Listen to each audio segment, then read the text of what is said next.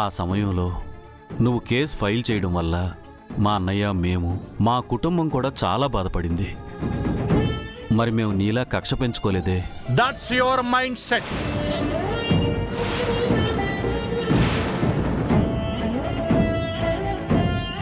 మీరన్నీ తేలిగ్గా మర్చిపోతారు, move on అయిపోతారు.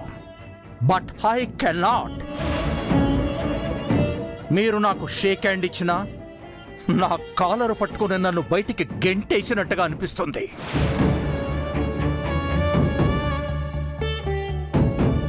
మనసులో ఇంత ద్వేషం పెట్టుకొని ఈ ఫంక్షన్కి నేను ఎందుకు వచ్చానా అని అనుకుంటున్నారా?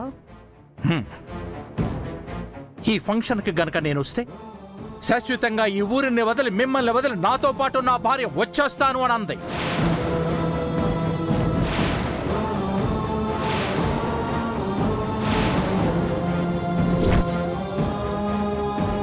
అంటే సుధ మాకు దగ్గర అవుతుందని తన్ని మరింత దూరం తీసుకెళ్ళిపోతావా?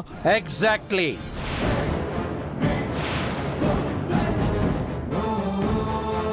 మామయ్య, మీరు అత్తయ్యని ప్రేమించి పెళ్లి చేసుకుంది తనని సంతోషంగా చూసుకోవడానికి కదా?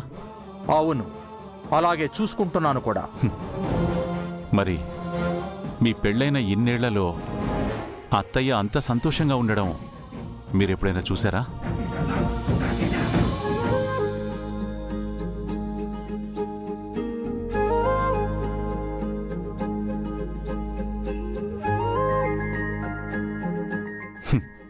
చూసుండరు.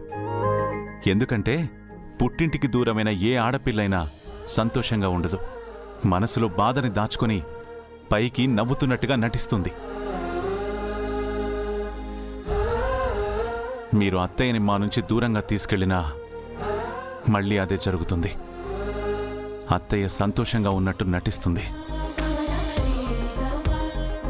మనం ప్రేమించిన మనిషికి ఆ సంతోషాన్ని ఇవ్వకపోతే అది ప్రేమెందుకు అవుతుంది మామయ్య?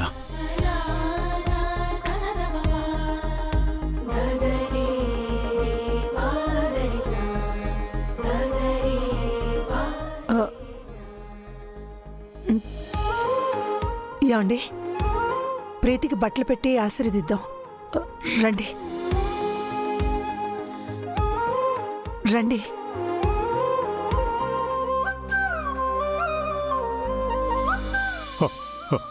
ఒరే రుద్ర, విశ్వ మీ అత్తయ్యని మనకు దూరంగా తీసుకెళ్తానంటున్నాడేంట్రా? అయినా దానికి సుధెలా ఒప్పుకుందిరా? అలా జరగకూడదురా. నా చెల్లెలు నాకు దూరం కాకూడదురా. పెదనాన్న, మీరేం టెన్షన్ పడకండి. ఈ టాపిక్ మాట్లాడడానికి ఇది కరెక్ట్ టైం కాదు. ముందు ప్రీతి సీమంతాన్ని సక్రమంగా జరగనివ్వండి, ఆ తర్వాత మాట్లాడదాం. పదండి.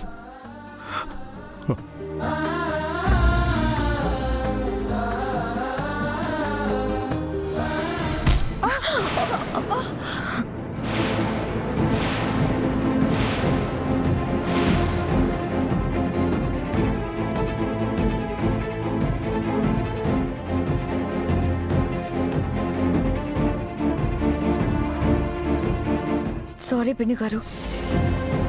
ఏంటి సారీ? మమ్మల్ని ఇలా అవమానించడానికేనా ఇక్కడికి మీరు పిలిచింది?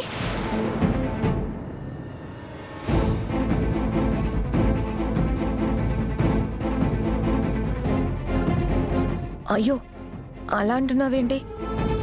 నేనేమైనా కావాలని తగిలానా? అక్షింతలు తెద్దామని వెళ్తుంటే పొరపాటున తగిలాను. దానికే ఇలా కోప్పడాలా? పొరపాటున ఎలా తగులుతుంది? మీరంతా ప్లాంట్ గానే ఇలా చేశారు.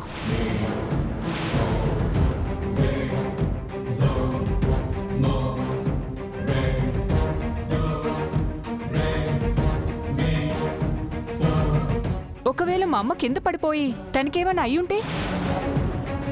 మా కుటుంబానికి మీకు పడదని నాకు అర్థమైంది.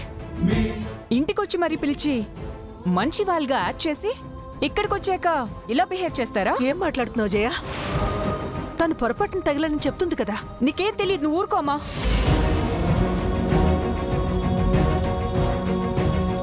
నీ మంచితనాన్ని వీళ్ళు చులకనగా తీసుకుంటున్నారు.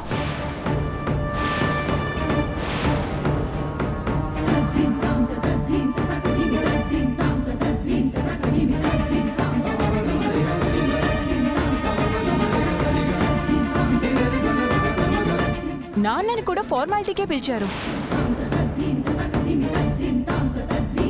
కానీ ఆయనకి ఇవ్వాల్సిన గౌరవం ఇవ్వలేదు. నేనన్నీ గమనిస్తున్నాను.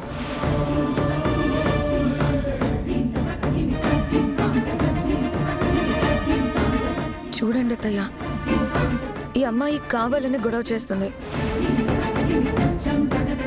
ఫంక్షన్ చెడగొట్టాలని ఇంటి దగ్గరే ప్లాన్ చేసుకొని వచ్చినట్టున్నారు. అసలు పిలవగానే రావడం మా తప్పు. చాలా ఆపు. నువ్వు చిన్న పిల్లవని ఊరుకుంటుంటే అర్థం పర్థం లేకుండా మాట్లాడుతున్నావేంటి?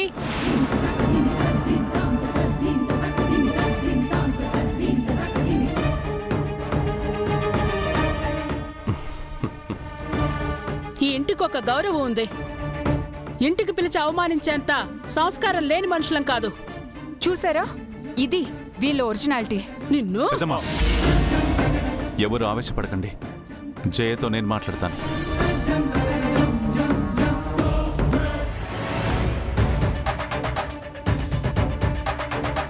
రిలాక్స్ చెయ్యా.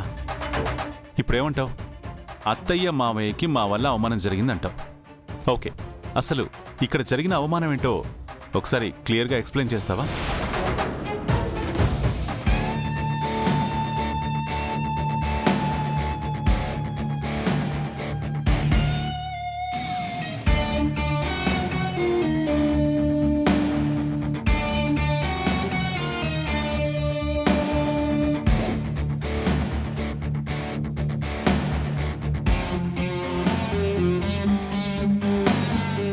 జయ, నిన్నే అడిగేది.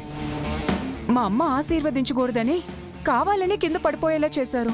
అలా అనుకుంటే మేం ఇంటికొచ్చి పిలిచేవాళ్లమే కాదు, వచ్చినప్పటి నుంచి ప్రతి తంతు అత్తే చేతుల మీదుగానే జరుగుతుంది.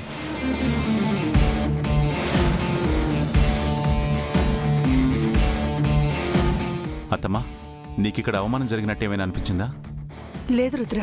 మా అమ్మకి మీ మీద ప్రేమ, అలాగే చెప్తుంది. మా నాన్నగారిని పట్టించుకోలేదు. నో,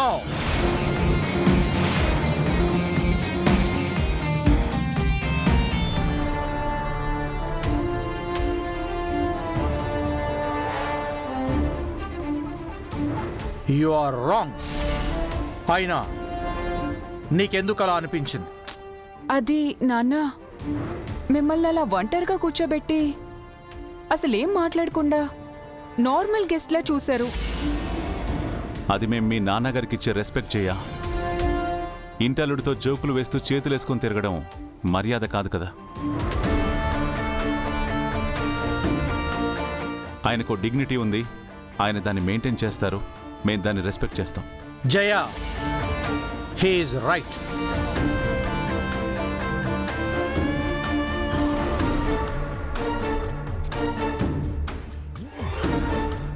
నాతో చనువుగా ప్రవర్తించే స్పేస్ నేను ఎవ్వరికీ ఇవ్వను. That's it.